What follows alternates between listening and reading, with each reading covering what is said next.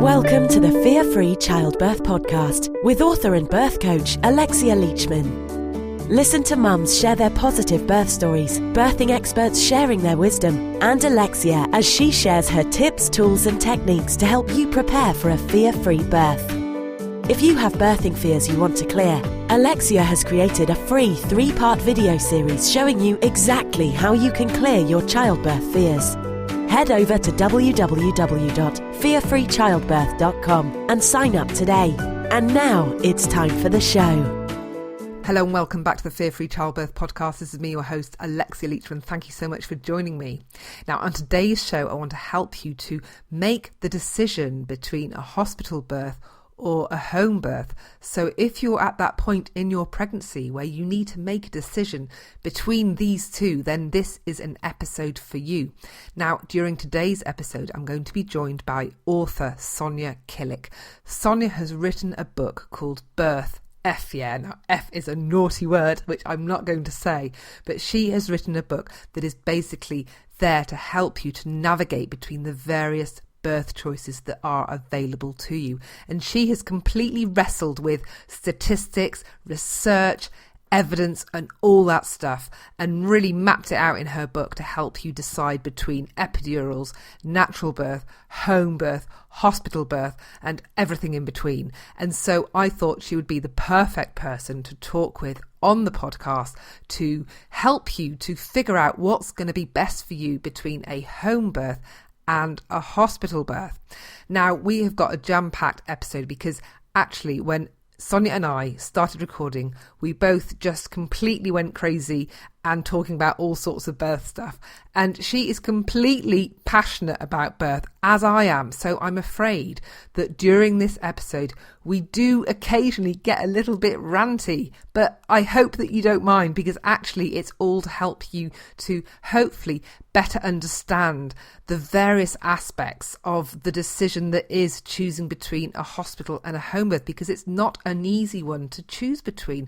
There are so many factors to take into consideration. So some of the stuff that we talk about during our chat is, well, what the difference between the two are. But she also shares some brilliant statistics on the level of interventions that you're likely to encounter during hospital births versus home birth, but also how the hospital environment is not conducive to birth and what impact that might have on your birth. So she also shares some considerations that you need to take into account when you're choosing between a hospital or a home birth, but also the need to think about birth holistically when making your birth choices.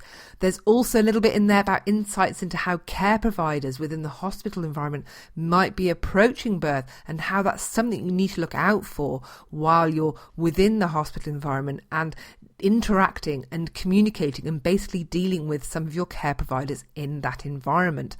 And also we talk about why striving for a natural birth doesn't mean that you actually get it, and if you don't get it, not to judge yourself for it or not to beat yourself over the back with a great big stick, and indeed not to do that to other women too. So it's a jam-packed episode with lots of passion, lots of ranting, but also lots of really great statistics and some great facts. And Sonia has been an absolute superstar because she has also provided a ton of goodies as a free download, as bonus content to this episode. And I'm going to talk more about that later because she's going to talk about some of that during the podcast chat. Part of what she gives away is a chapter of her book, or is it 3 chapters? I can't remember. There's so much that she gives away. And all the goodies that she gives away are going to be available at the podcast show notes that you'll be able to find at fearfreechildbirth.com/202. You see what I've done there with that short URL? It's easy to remember. Season 2, episode 2. So I've just called it 202. And I think that might be a pattern that I stick with. You know, next week it'll be 203. Hopefully I can stick with some sort of consistency with this one. So yeah, you'll be able to get all the download goodies at /202. So that is what I'm going to talk about with Sonia. But quickly, before I go into all that, just got a couple of things to update you on. as you know, I mentioned last week, we've got a Facebook group for the podcast, and this is a great place for you to connect with other pregnant mamas, but also birthing professionals. And also, Sonia is going to be jumping into the Facebook group and taking your questions. We're going to pick a date, and I'm going to let people know in the group when that's going to be over the next week or so. So that's another reason to join in the group. Tony Harmon, last week's guest, who's the author of Microbiome and the filmmaker behind Microbirth, she is popping into the Facebook group tomorrow, Friday, if you're listening to this on publication date Thursday.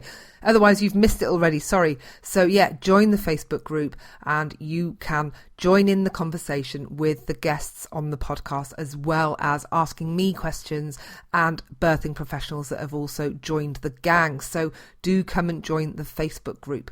I think that is, I just wanted to let you know about the Facebook. The other thing that I want to mention as well is Patreon. As you know, this podcast, if you don't know, let me shed a little bit of light. This podcast takes a ton of work and lots of time, and I need to spend more time doing stuff on the business that earns me money. And this podcast doesn't earn me money. And I'm afraid I haven't got a rich man, benefactor man, person, anybody giving me loads of cash to do this podcast. And so I do this, and I do everything myself, the editing, all the publishing, all the social media stuff, all the researching, the booking, the guests, and all that good stuff. And so I'd very much like to get help with the podcast. And so I have started a Patreon page. And if you don't know what Patreon is a crowdfunding platform for content creators like me, like other podcast creators. And it allows our listeners to support the podcast in a way that they want to help, to help to make it a reality, because it's with, I'm going to need help to carry on doing the podcast, because it takes a lot of time and I really need to think about other aspects of what I do as well. So I would love to carry on bringing this podcast to you and carry on bringing you amazing guests and being able to spend the time researching them, and also making sure that we just give you the best podcast to help you on your pregnancy journey. And so that is why I've decided to set up a Patreon account. So if you'd like to support the podcast, become a friend of the show, then just visit the podcast landing page here at fearfreechildbirth.com/podcast, and you will see a big banner for the Patreon page. You can also just go straight to the Patreon website and just look for my profile, which is Alexia L. I would certainly appreciate your support, and it would mean that I can continue doing this podcast weekly and not have to sort of trim seasons down to enable me to get back to other stuff within my business, because I have to earn cash and feed two little hungry mouths. So that if you would like to support the show, then that would be hugely appreciated. Anyway, enough of that. Now I want to hand over to the time that I spoke to Sonia, who is an absolute superstar, who's going to share a lot of her wisdom, a lot of her knowledge, and a lot of that research that she garnered from writing her book that is called Birth Effia, that we're going to be giving away a ton of goodies for. So here is the chat. I hope you enjoy it. Hi, Sonia, and welcome to the Fear Free Childbirth podcast. Thank you so much for joining me today. Hi, Alexia. Thank you. I'm very, very happy to be here. Well, we are going to have such a juicy conversation. And I think the thing that's going to be hard for us is to keep on track. Don't you agree? Because there's so much we can talk about. Absolutely. So before we start, could you just sort of say a little bit about yourself so that the listeners can kind of understand a little bit more about Sonia and where you're coming from, what you do? Right. So I am a South African author, and I've recently released a book called Birth Effia, which is an honest guide to natural, epidural and cesarean choices.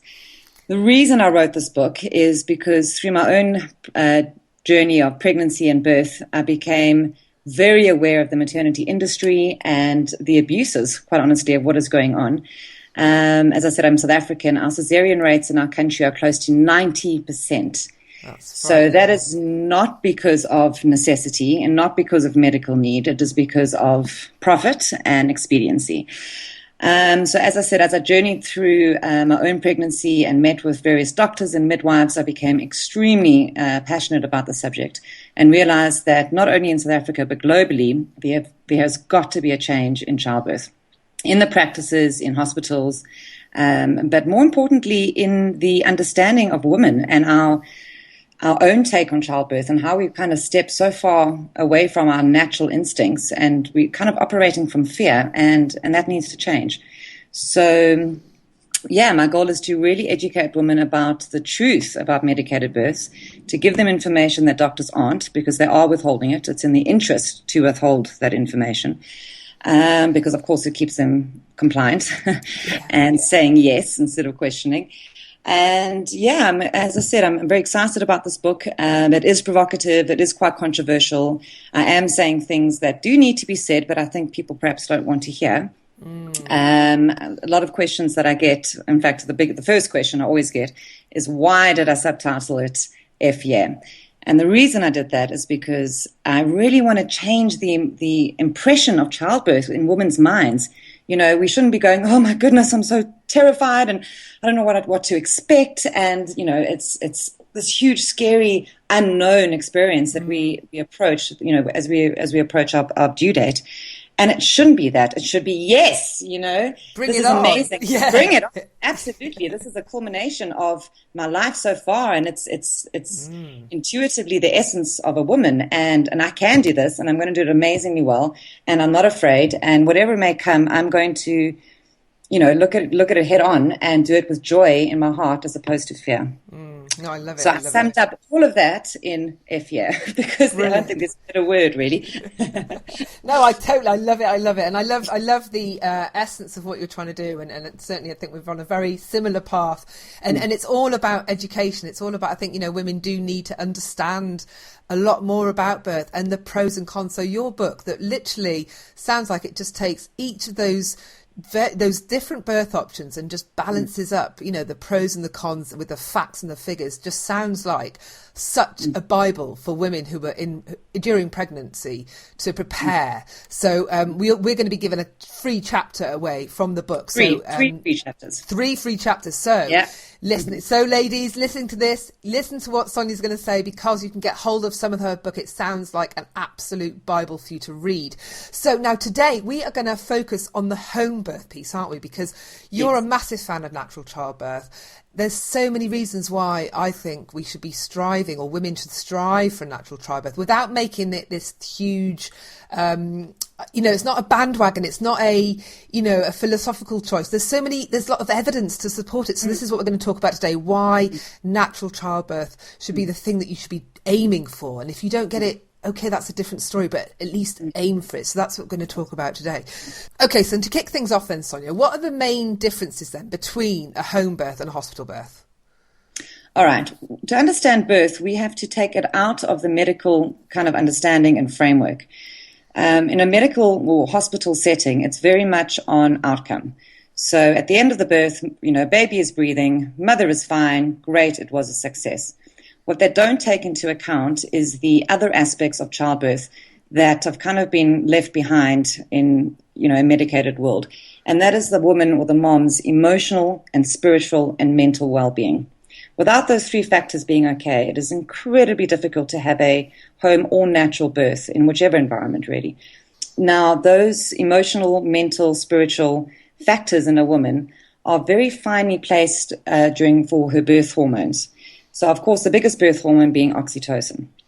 Now, without oxytocin, it is almost impossible to birth without intervention. And all of interventions, every single one of them, from epidurals to forceps to just the hospital environment in itself, negatively affect oxytocin. And when oxytocin is slowed down or inhibited during a labor, the woman is going to go into distress, and of course so is her child, and of course that will lead to interventions or emergency cesareans. So if we look at a home birth environment, a woman is all of the factors that a woman needs to feel safe, to feel confident, to feel powerful in her birth, and most importantly in control of her birth, are in place. Those factors is privacy, the ability to eat and drink, because believe it or not, in a hospital that is limited. They don't want their and I'm going to call it patients, because that's how they view their laboring moms. They don't want them to eat or drink, because they, you know, if she's going to go in for a cesarean, of course she can't have fluids or, you know, the nil per mouth policy. So we have to look at the environment first and then go down. So a hospital environment, there's no privacy. There's absolutely no privacy. You know, you come into your labor and you've got, for example, 3 nurses on shift. When their shift ends, they're going home. and the new shift is starting. You have no familiarity with them. You have no first name basis relationship with them. There's no sense of comfort for them, for the laboring mom. There's no sense of familiarity, and there's absolutely no privacy. You've got doctors and nurses walking in and out of her room. How does that make a woman feel in any way safe? Now, because she doesn't feel safe, her oxytocin slows down. Because oxytocin slows down, distress is picked up, and of course the doctors start the interventions. The minute the interventions are started, it's a slippery slope, and the chances of continuing a natural childbirth are almost slim to nothing. The other difference, of course, between a home and hospital birth is your caregivers. Now, the caregivers are fundamental to a successful natural birth in any environment. So normally in a home birth, you're surrounded by a private midwife and hopefully a doula as well. And, of course, family members or partners that you've chosen to support you. So when a woman is surrounded by people that she knows, that she trusts, that she can be 100% herself with during her labor. And that's a very important point, because I know for my labor, I don't know about yours, Alexia, but I screamed and I grunted and I cried and I was totally naked and I was squatting on the floor. It was, and I did all of those things because I felt comfortable and safe to do that. And it was those expressions of who I was and that ability to really get into the birth, vocally and mentally and spiritually, that allowed me to have a successful natural birth. I could not imagine doing those things in a hospital. It's impossible.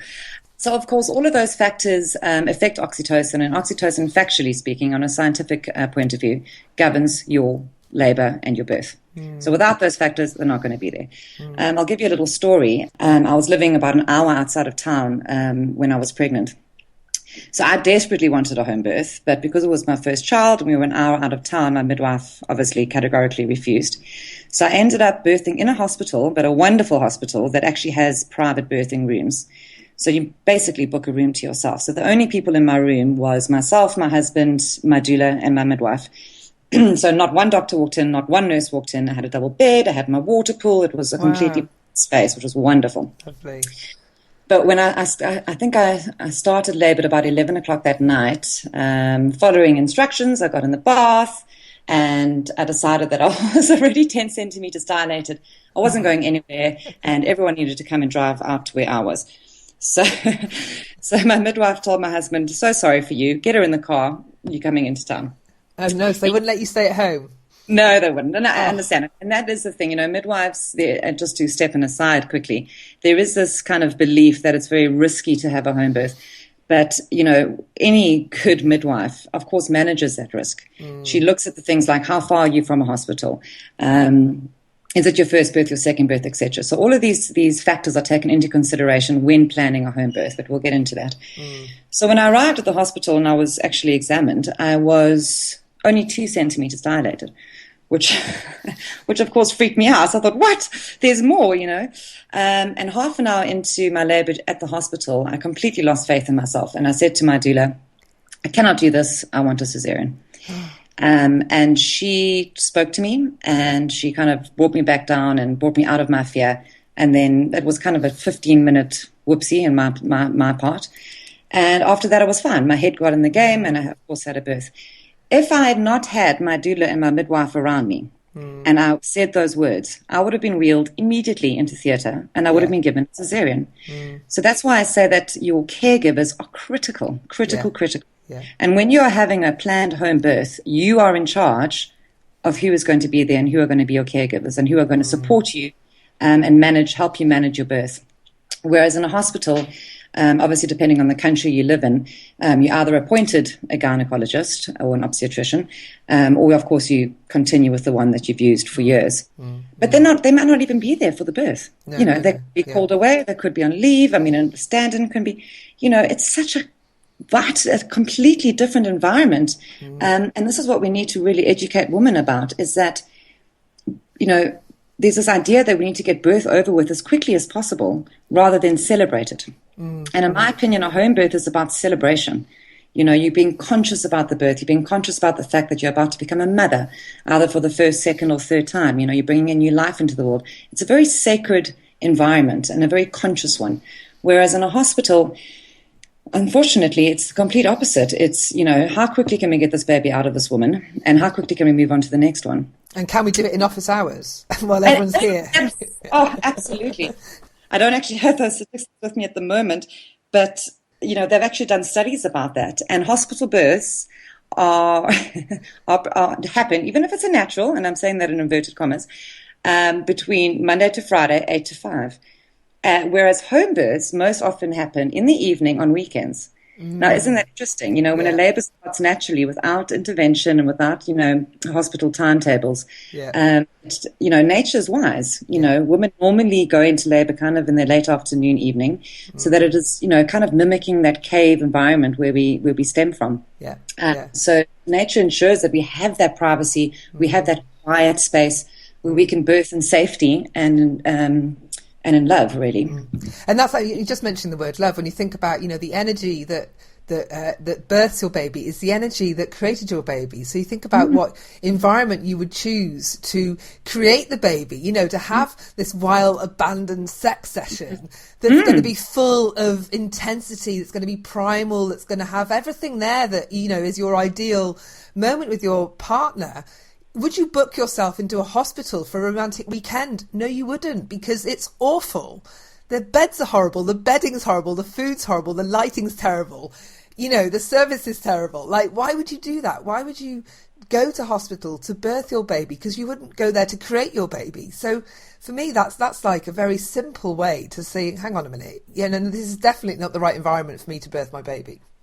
Absolutely. I could not have said it. In fact, in my book, I have a very similar analogy about oxytocin. You wouldn't have sex in front of everyone. No, with the lights on.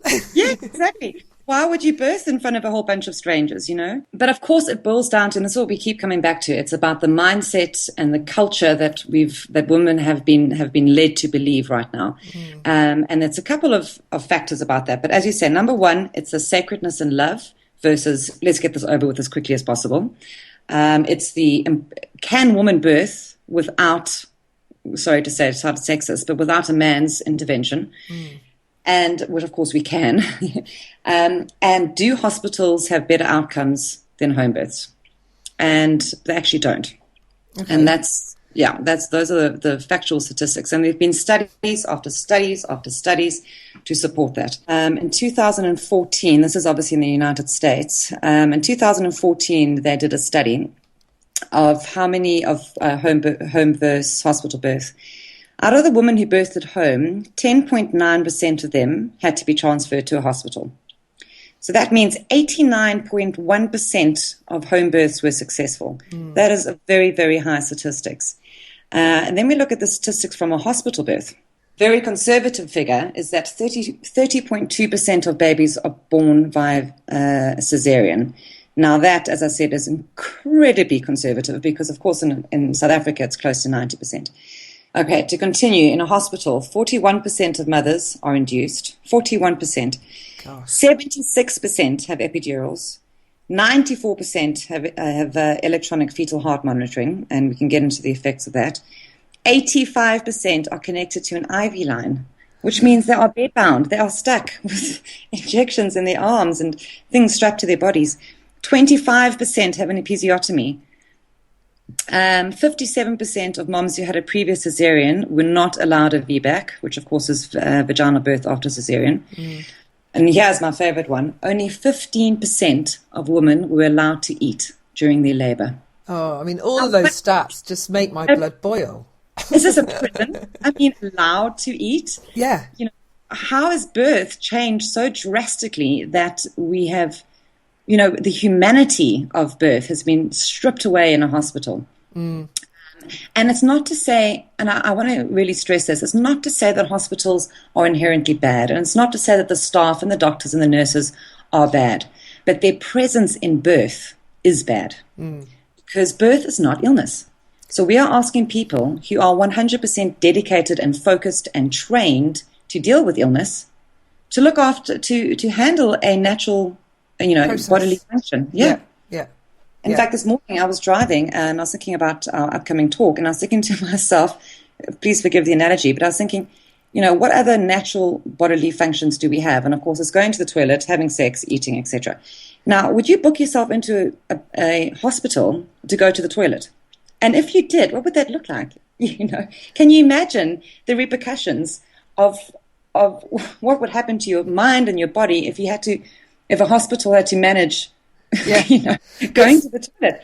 But stay with the diuretics, you would be, given a nappy, you would be, you'd be treated like, like a worthless. And this is the thing, birth is not an illness. But when we think about, just staying with the toilet analogy, when you think about, a lot of people don't feel comfortable enough doing a number 2 at work, or doing a number 2 in a public toilet because they don't feel safe. Their body doesn't let go and they can't do it.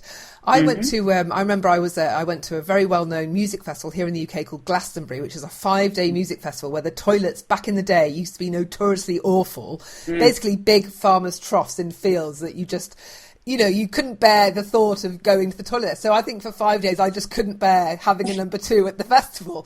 But surely enough, the minute I got home, I was fine. My body let go. And you're asking a female body to completely let go and feel comfortable to birth a baby. If she can't even have a poo at work, then how on earth is she going to have be able to birth her baby successfully and smoothly and comfortably in a hospital environment? That to me again is sort of says it all. That kind of the naturalness of that bodily process, the fact that you're not letting your body go, just kind of puts that into stark.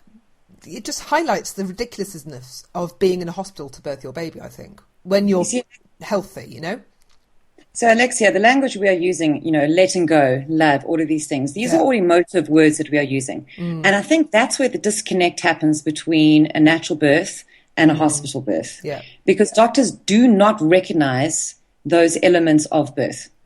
For them, it is purely mechanical. It is a physiological process. The baby either comes out the stomach or it comes out the vagina, and we will give every drug or instrument that we need to give you in order to make that happen faster and easier.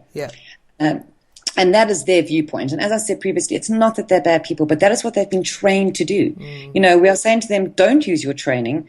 Don't be a doctor, and it's almost impossible to ask them to do that. The sad truth is, if doctors were to support a natural birth, they would be doing nothing. If a woman went into labor and went into a hospital and had a completely unassisted, normal, natural childbirth, the doctor would be sitting in the corner twiddling his thumbs because he wouldn't have to do anything, would he? So our original kind of topic of discussion and question is about home versus hospital births. And I don't think it's ever going to be possible for a hospital to fully support a normal process of childbirth. It's just not in their training. It's not in their design. It's not in their makeup. And I do, getting back to the fear that we were speaking about for women, a lot of women are afraid of a home birth. I think a lot of that has to do with media. We think, there's an emergency. You've got 3 minutes. All of these medical shows, Grey's Anatomy, they put this idea of, intense time and pressure on everything, which of course is not the case. There is actually a lot of time, if necessary, to get to a hospital. Complications are normally picked up fairly early, either in the pregnancy or during the labor. And there is time to transport to a hospital if necessary. For me, the middle ground is, of course, a birthing center. Let women have that kind of security of having that medical support on hand. But it cannot, of course, be the focus, So a birthing center where midwives are the driving kind of caregivers. There is a theatre available. It's not the go-to, but if a complication arises, the women aren't being transferred in an ambulance. They're just being wheeled down the corridor, of course, which makes it a lot easier. But what's also very interesting is if you look, it's all based on mindset. If we look at different cultures around the world, when cultures that 100% support home birth, and it's the norm for women to birth at home, like in the Netherlands, there's no questions, there's no stress, that's just you give birth, and there's absolutely no concern or worry about it. So again, it's just getting back to how do we change the mindset of women, and as we were speaking earlier, it's not going to be through the hospitals. It's not going to be through the doctors. It has got to be driven by women around the world who are standing up and saying, you know what, this is my body, and I do not need a doctor to tell me how to do a natural, intuitive thing that I was actually designed to do, you know. And talking about fear as well, I mean, when we're talking about fear in childbirth, we're not just talking about the birthing woman and her fears. I think when it comes to hospital birth, we're talking about the fears of the medical staff, the caregivers as well, because a lot of an interesting thing that came out from a conversation I've had with another birthing professional is that birthing professionals tend to be people that have got their own inherent fears around birth, and they're fascinated by the subject, so they get drawn to want to work in it. So you've already got a very high proportion of people working, let's say in midwifery or gynecology or whatever, that have got this kind of draw to birth as a concept, as an idea, and that might be because of their own things going on. But also when you think about the hospital environment, those people that work in those environments are seeing the bad end of stuff all the time. So, for example, the anaesthetist might be seeing women coming in for C-sections in a right old state that have had a very complicated birth, and that's the only view of birth they tend to see day in, day out. And so they have these fears around birth. They can see how bad it can be, but they don't see the good side, the normal, natural side of it. And so within that environment, of course, they're going to be fearful that it could all go wrong, because that's the only bit that they see. They don't see enough of the good stuff. And certainly when I've had conversations with some of the caregivers that you typically find within a hospital environment, a lot of them are so, when they see a natural home birth video on YouTube, for example, they're like, wow, I didn't know it could be like that. And it's like, no, because they're just not educated in that way. They don't understand that that's how birth can be. They just see this very narrow view of birth. But unfortunately, that narrow view perpetuates, and they kind of create more of it because that's all they know. And so by putting yourself over or handing yourself over to that environment, you're kind of handing yourself over to a very likely particular outcome, because the people looking after you only have a narrow view of how it could possibly go anyway. They don't understand the broader way that it could turn out. And you've got some midwives. I was at a midwifery conference recently, and a lot of midwives feel so frustrated that within a maternity unit in the UK particularly, that when it's, you know, the delivery suite that's high volume, lots of drama, lots of people's shifts changing, people with too much work, too much stress, that they have to go a certain route, and they get carried away with a certain level of care or lack of care, and they'd much rather treat their patients, I don't want to use that word, but, you know, birthing mums in a different way, but they simply can't because the system's just not set up for it. And so by choosing to go within that hospital environment, you're kind of handing yourself over to all the that whole craziness that is these people that are fearful because they see the bad end of it, these women midwives that can't support you in the way they'd love to because the system doesn't let them. So for me, unless there's a complication, it's like, don't even go there, don't even go in that environment, because there's just too much stuff going on that's got nothing to do with you and the fact that you're birthing your baby. Do you see what I mean? Oh, such an excellent point. Absolutely. And I actually covered that in a chapter of my book. Is that, you know, as I said previously, when interventions are performed, the body kind of loses its ability to carry on normally, and then it relies on further interventions. So when you do intervene in birth, interventions now become necessary. And as you were saying, that kind of perpetuates the idea that interventions were necessary in the first place. You know, so doctors do believe they are saving the day. They do believe that what they're doing is necessary because, as you've said, they're caught up in that way of birthing, and there is no alternative. And you know what I would love to see? You know, how many obstetricians and gynecologists have ever actually seen, during their training, have they ever seen a normal, beautiful home birth? I guarantee you they haven't. You know, they're learning the mechanics. They're learning the skills, you know, how to do an episiotomy, how to, you know, do a cesarean. They're learning the skills, sure. But they have not learned, as you say, the other side of birth. They haven't learned about a woman's innate ability. They haven't learned about how she can perform when she is left alone and in peace. They haven't seen any of that. Something quite interesting for you. John Whitridge Williams, that was a bit of a tongue twister. He started the Johns Hopkins Hospital in 1912. Now, he started this personal rampage against midwives, and he kind of lobbied to outlaw midwives and take the power of midwives into male obstetricians' hands because he couldn't believe that a, you know, so to speak, medically untrained woman would be able to assist in childbirth. Of course, only a medically trained doctor would be able to. And what's very interesting is he did a 4-year course in obstetrics. And then after the end of the course, he got some feedback. Now, the professor who was teaching the course, he was teaching this 4-year course, had never seen a live birth. Wow. Now, this is what modern medicine is based on. This is what modern maternity care is based on.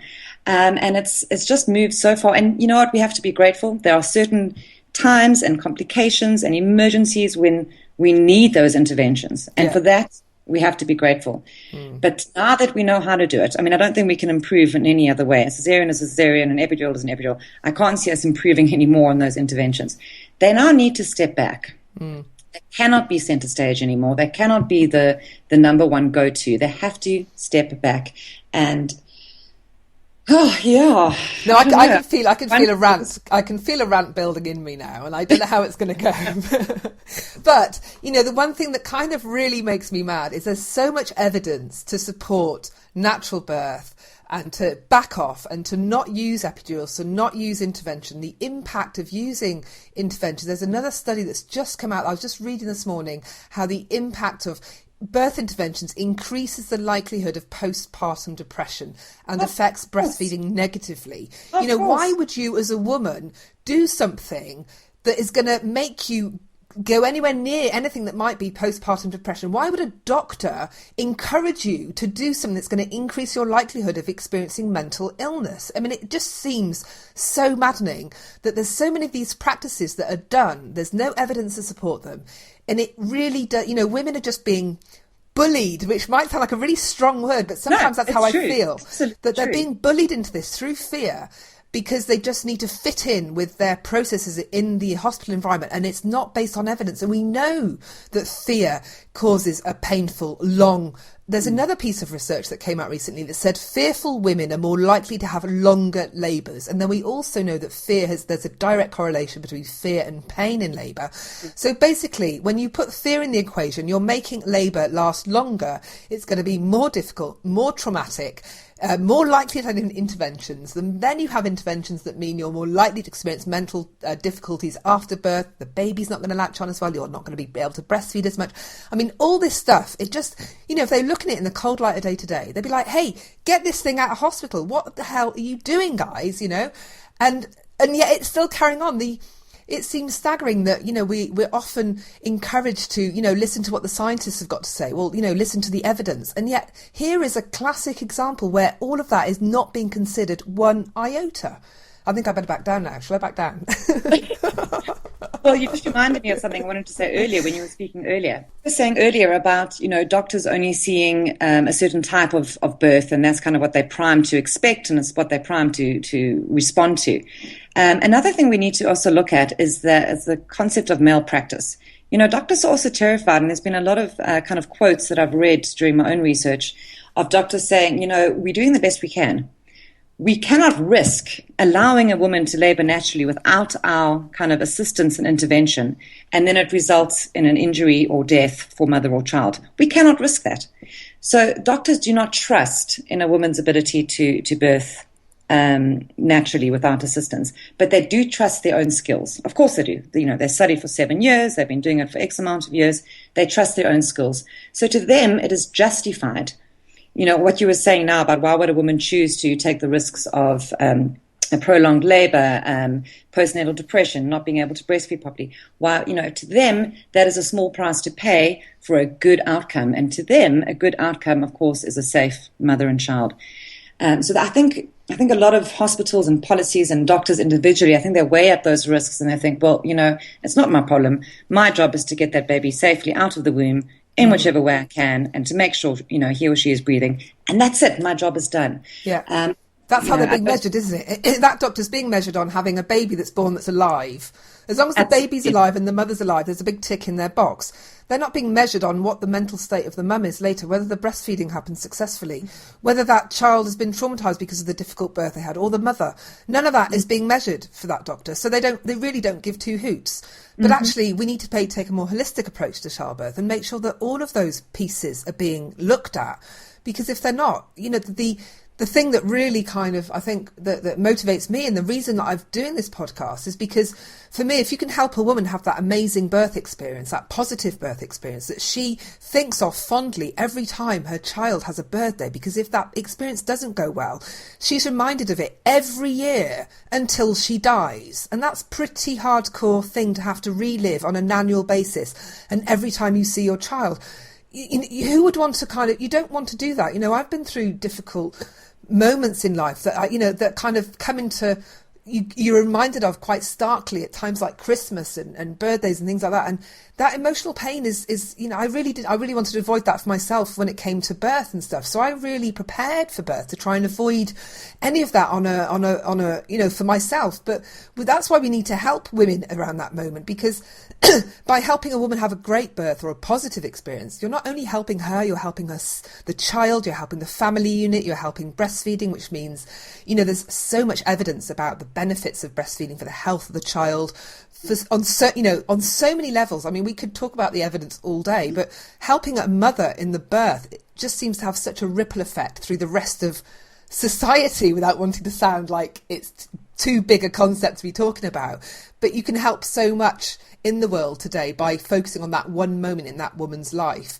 And that's what we should be thinking, making that experience as positive as possible, not just making sure that both their hearts are beating at the end of the process. That just seems such a narrow view to take for such an important event in lots of people's lives.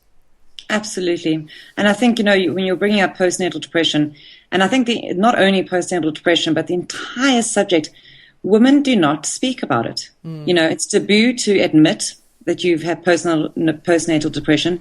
It's taboo to say that you had a poor birth experience, to admit it, to even probably admit it to yourself.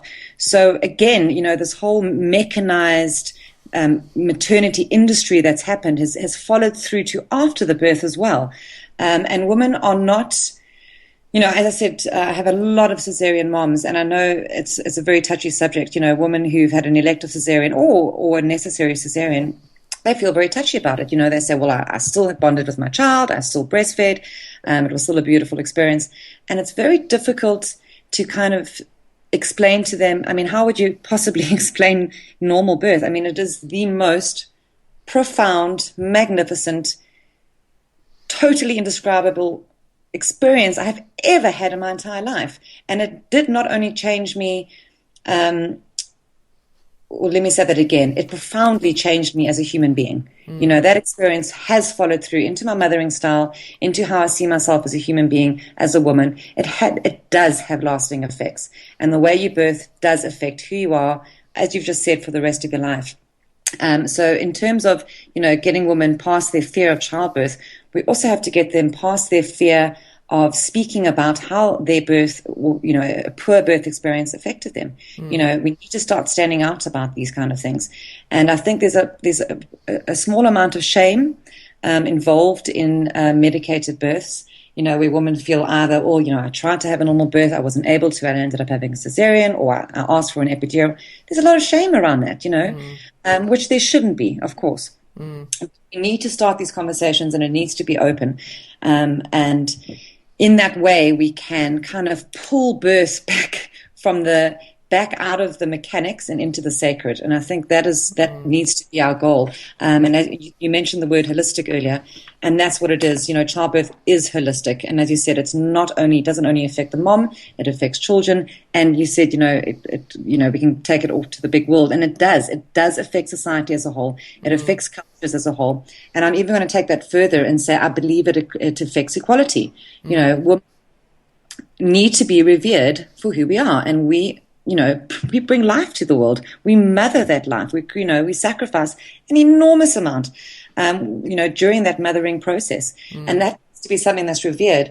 But if women are kind of meekly going in a little line, one after the other, into a theatre room, that is not empowering. That is not recognizing and honoring what we do as women. Well, I was just going to say, just going back to the, just the idea of judgment around birth, and that, and talking about how some women just don't talk, the idea that if you haven't had the natural birth and the shaming that goes on. And yeah, I think that's really important, because even though we can strive for that, if you don't get it, then there certainly shouldn't be any kind of feeling like you failed or you've not done it, because, it's like, saying, well, you must eat your 5 vegetables a day, and you must go running, must do at least half an hour of exercise a day, and you mustn't smoke, you mustn't drink, Yes, there's all these things that we can strive for, but nobody is perfect, and nobody can achieve all those things. But just because I see somebody else drinking a glass of wine, I'm not going to judge them for drinking wine, even though we all know that alcohol is really bad for you. If I see somebody putting sugar in their tea, and I'm one of them, I'm not going to judge them for putting sugar in their tea, even though we all know that sugar is the next killer that's going to put us all in our graves. So if a woman can't achieve that total natural childbirth experience, then she shouldn't be judged. It's just we are always doing the very best we can in every moment with what we have available to us. And that can be financial resources, but it can also be mental and emotional resources and emotional support around us. And so if we can't achieve what we wanted to, it doesn't matter. Be okay with that. Be okay with that. And don't certainly judge other mums or other women for not having what you've done, because we're all just trying to do the best we can. And you know, when I see there's a thing going around on social media at the moment, the motherhood challenge on social media, which is just awful. It's just awful. And again, it's bringing this kind of judgment to the fore and getting women to start, I don't know, it's just an awful thing that's going on. And that kind of behaviour needs to stop on every level, because that doesn't help. So I certainly don't want people to hear what we're talking about going, oh, well, they're just, flying the natural birth flag. No, sure, we can support it and encourage you and give you the information so that you can make a decision. But you know what, if complications arise, if you're struggling during birth and your labour's been going on for days and you just want a bit of pain relief because that's what's best for you in that moment to help you get through, then just take the pain relief. It doesn't matter. You've got to feel good about what you're doing and not guilty, because there's going to be so much guilt thrown at mums during the mothering journey that you just don't need to be adding your own guilt to the mix, especially from your own birth experience, Absolutely. You said doing the best we can. That is key. And, what we're talking about, hospital versus home birth, I think to support doing the best that we can, we need to ensure that our environment is supportive and not destructive. And this is the key thing, if you truly want to give it a shot and to have a natural birth, you've got to be very proactive in how that is going to happen. And as we've, spoken about, unfortunately, your chances are minimal when you're in a hospital environment. Whereas if you're in a home environment supported by the correct caregivers, of course, your chances are vastly increased. So it's about giving yourself and honoring yourself enough to give yourself that support and to say, I am going to say no to that doctor, even though he's going to, give me a lecture from hell. And I'm going to say no to my mother-in-law and my husband and all, my friends. And this is the choice that I'm going to make because it feels right for me. And then, you've set up the environment, you've done your preparation, you've set up your caregivers. And then, as you say, something happens. Every birth is unique. Then, of course, as you said, you move on from there and you make the choices that you have to. But I think what we're saying today is that in a hospital environment, those choices are made for you. And that is the situation that we need to take away, that we need to stop. Another point I wanted to bring up in terms of, that your birth affects, past the actual birth itself, is postnatal care. And that is also a huge difference. When we're also talking about postnatal depression, postnatal depression comes in two forms. You have an actual chemical imbalance where your hormones have just gone ballistic and they obviously affect you very negatively. And then something that I like to call situational depression. And I actually went through that myself. Women are not meant to be alone. Certainly not when we've just had a baby. And in our kind of modern day lives, your partner's home with you for 4 or 5 days and your family and your friends, and they come to visit, yay, and then they're gone. And then you are home alone with a newborn baby, 24/7, and that can be very, very difficult. Add in sleep deprivation, your hormones, everything else, and of course it's a recipe for difficulty. It may not reach full-blown depression, but it's a very difficult time.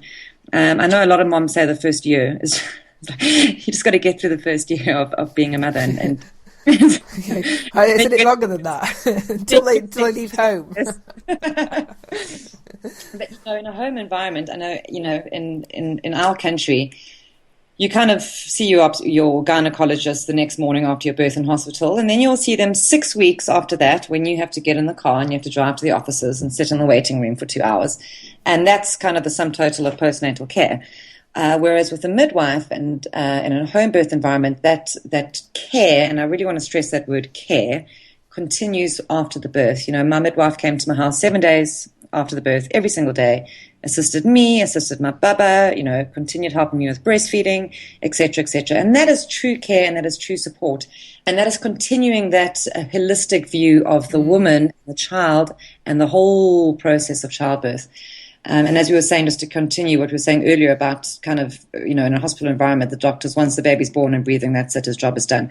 He doesn't particularly care about postnatal depression. And he doesn't particularly care about, fights with your husband or what going through as transitioning into a mother or breastfeeding. I don't want us to sound like we're really having a go at the doctors, bless them, because we're not.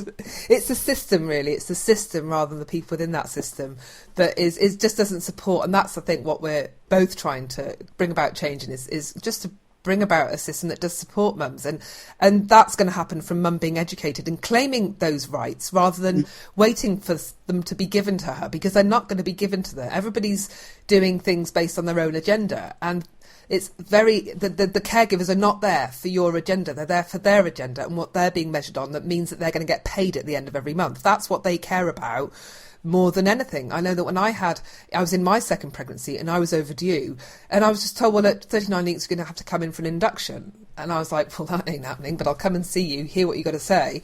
And I went in and she started citing lots of research at me, which I knew exactly the research she was referring to, which was, so I threw it back at her and said, well, that's a very old piece of research and that's not relevant anymore because of all the factors that have now changed environmentally within the hospital environment. And that completely took the wind out of her sails. And so she pushed my induction back by 3 weeks. So from 39 to 42 weeks, just like that. But the next meeting, they clearly made some notes on my file, like this one is a tricky one. So the next meeting, I had two consultants, much more experienced, and one of them had a whole list of all the evidence research that she was going to start citing. And she was basically arguing with me and being incredibly patronising and incredibly fearful with her language to bully me into agreeing for an induction. And if I'd not been prepared with my own evidence, we literally had iPads at dawn saying, well, my evidence says this, show me your evidence, because I wouldn't listen to it. But if I hadn't been prepared for that, I would have just been reeled in on that day for my induction. And those are the tactics I had to deal with. We shouldn't have to deal with that. We shouldn't have to be fighting for our right to let our body do what it can do anyway. That's the thing that kind of riles me, in case you've not noticed it in my voice. That's exactly it. We shouldn't have to fight for this. We should be allowed to allow our bodies to do this, You're saying about the induction. Exactly what we're saying. The doctors aren't necessarily bad people, but they are, they're almost like they're almost pushing their fear onto us. Yeah. They are fearful that if you do wait the pregnancy out, something may happen. So they're pushing their fear onto us because they are, afraid of a possible negative outcome, not taking into account. As a matter of interest, did they just suggest the due date, your induction based on due date, or did they actually do an ultrasound and check your placenta and check your amniotic fluid?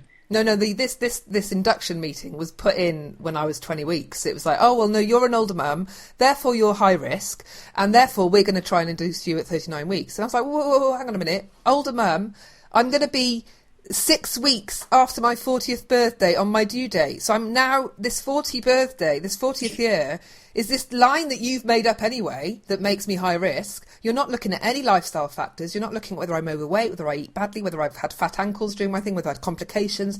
The only thing that made me high risk was my age. Nothing else. Everything else was going fine.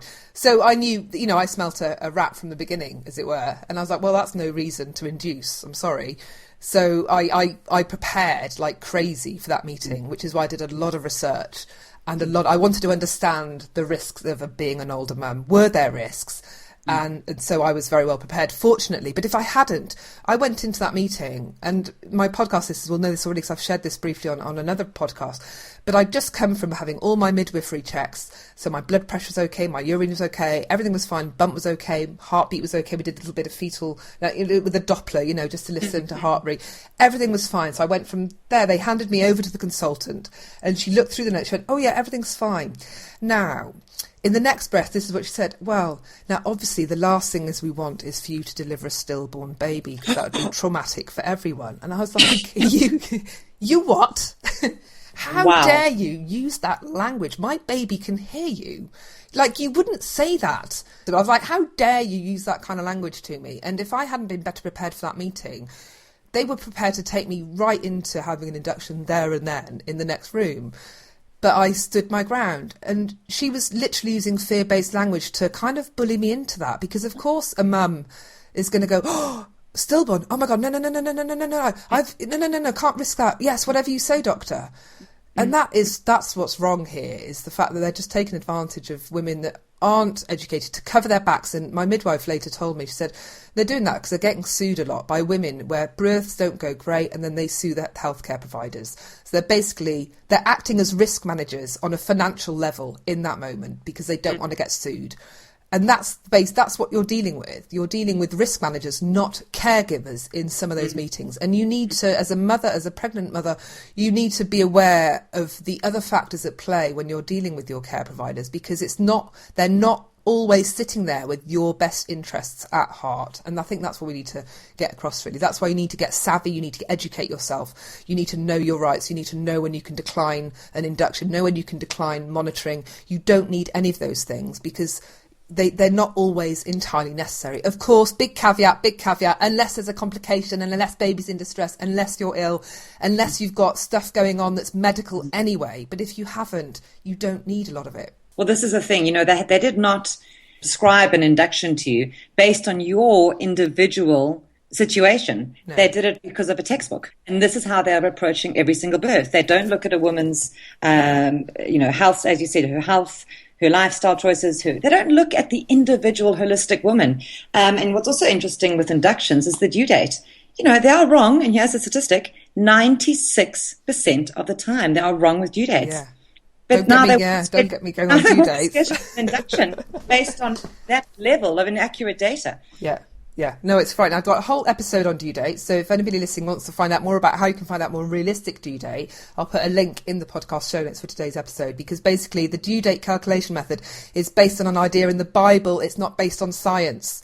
And this 96% rate that Sonia's just quoted kind of proves that. So if you want to find out more about that, I'll have a link in the show notes. Now, Sonia, we have just talked about so much today, and I feel that we could rant forever, and it has become a bit ranty, but that's okay, because we believe in what we're doing, right? We believe in what we're doing. So I just want to try and wrap this up a little bit. And, so for women that are thinking about, okay, I get the hospital birth is a bad thing. Okay, if I want a home birth, but I'm still slightly worried, and I want the, how can they make a decision?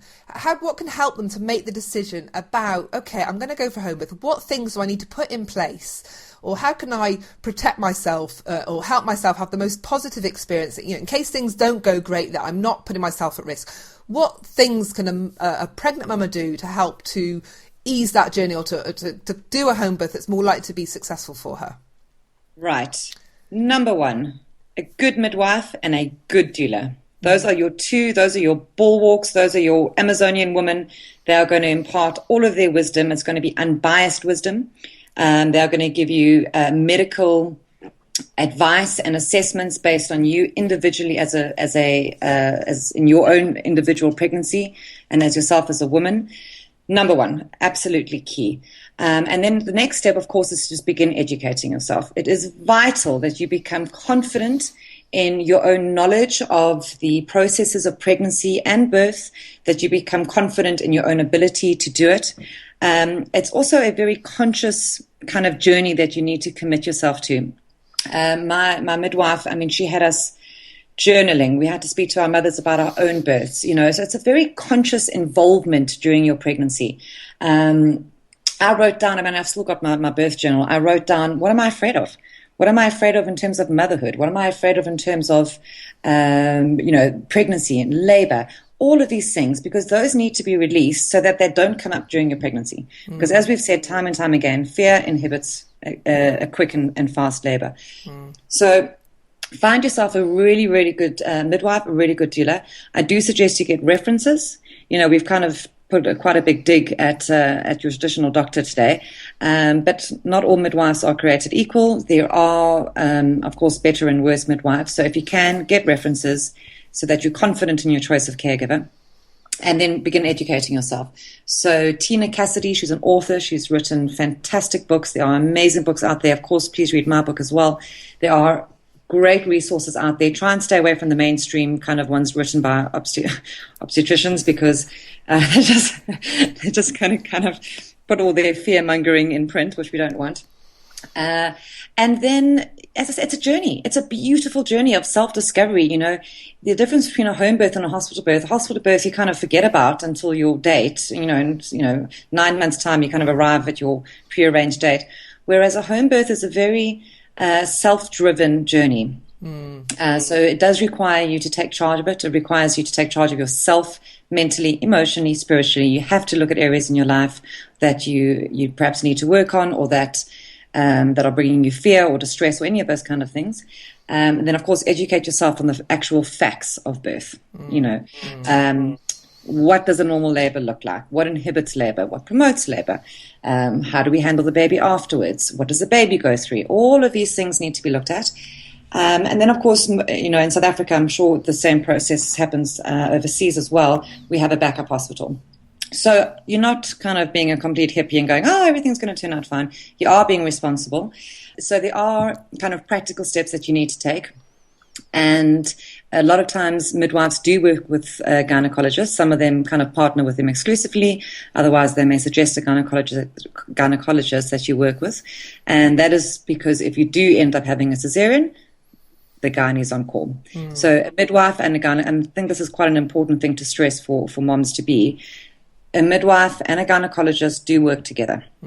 A midwife is 100% trained to handle any kind of complication. The only thing she can't do is perform a cesarean operation, which of course why she partners with.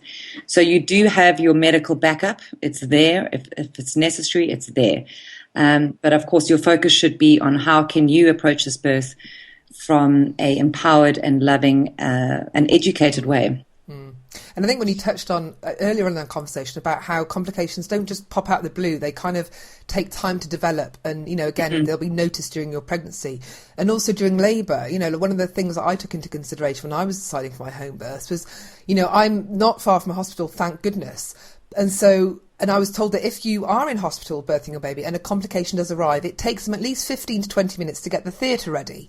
So even if you are in hospital, you're not going to be seen straight away. So if you are within a reasonable distance, or, you can get to a hospital within half an hour, then you're not putting yourself under any more risk than you were if you were in a hospital environment, because they wouldn't be ready for you sooner than that within a hospital anyway. So, thinking about where you are geographically located versus a hospital is an important consideration, especially when you think about peak hour traffic and whether or not you'll be able to get to the hospital if in traffic in those conditions.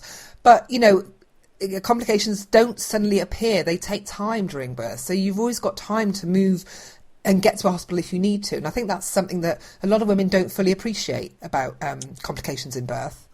Absolutely. I think, to put it in a nutshell, it's plan for the best, hope for the best, plan for the worst. In a nutshell, you've got your plans in place in terms of your backup hospital, but do everything in your power to, of course, to plan.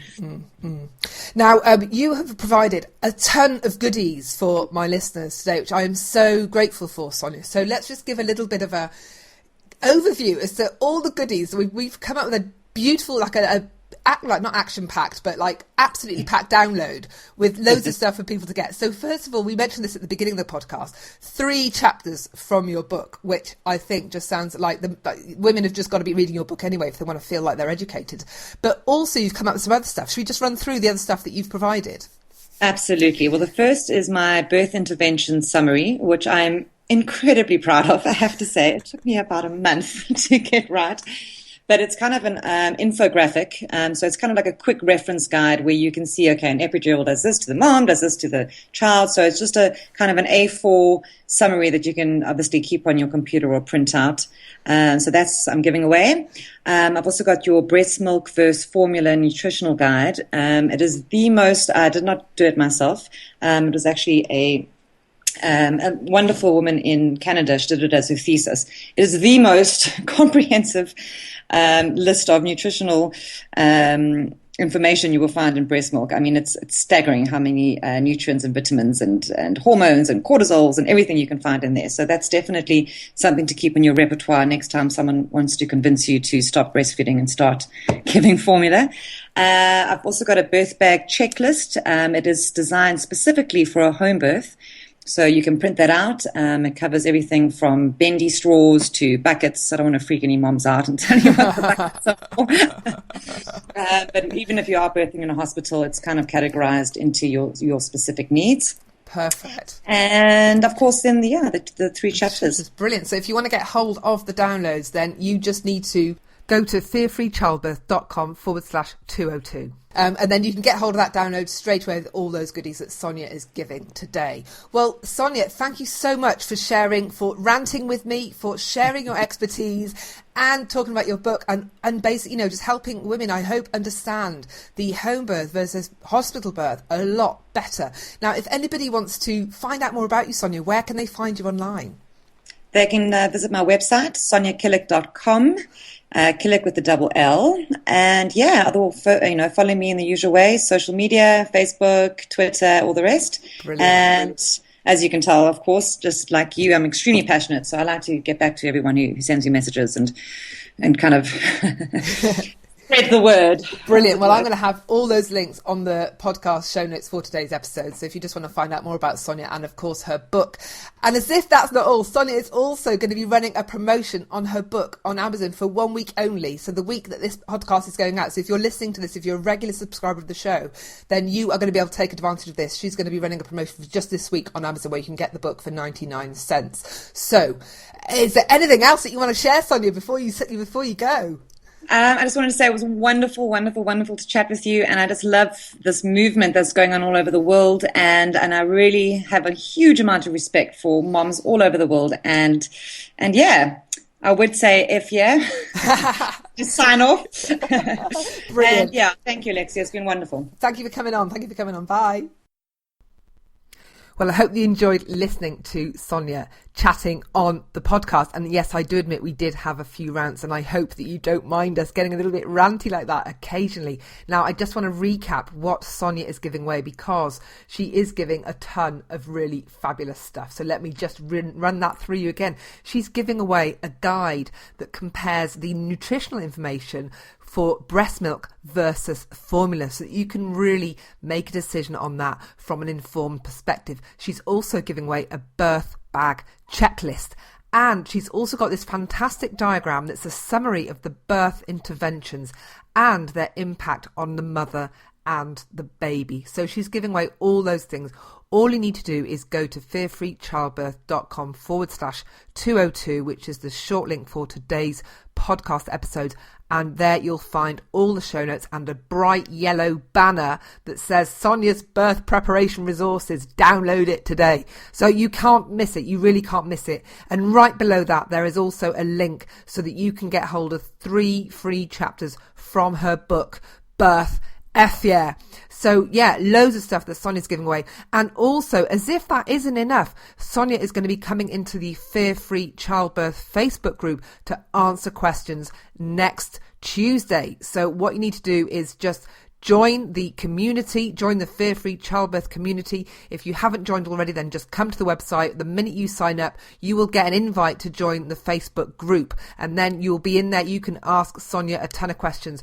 We've got Tony Harmon in the group tomorrow answering questions all about the microbiome. She was on the show last week. She's the author and filmmaker behind the film Microbirth and the book Microbiome. So she's going to be in the Facebook group tomorrow at 2 p.m. GMT, taking your questions. And then we're going to have Sonia in the group next week. So there's lots going on in the group. We've got some fabulous birth professionals in the group helping people answer questions. And of course, we're going to have these fabulous guests also taking your questions. So I hope that you will come and find us in the Fear Free Childbirth Facebook group. I hope you've enjoyed today's show, and I'll see you guys next week. Bye for now. Thanks for tuning in. You've just been listening to author and birth coach Alexia Leachman from the Fear Free Childbirth podcast. If you enjoyed listening and would like to show your support for Alexia and the podcast, you can become a friend of the show and receive even more exclusive content. Visit www.fearfreechildbirth.com and become a friend today. Until next time.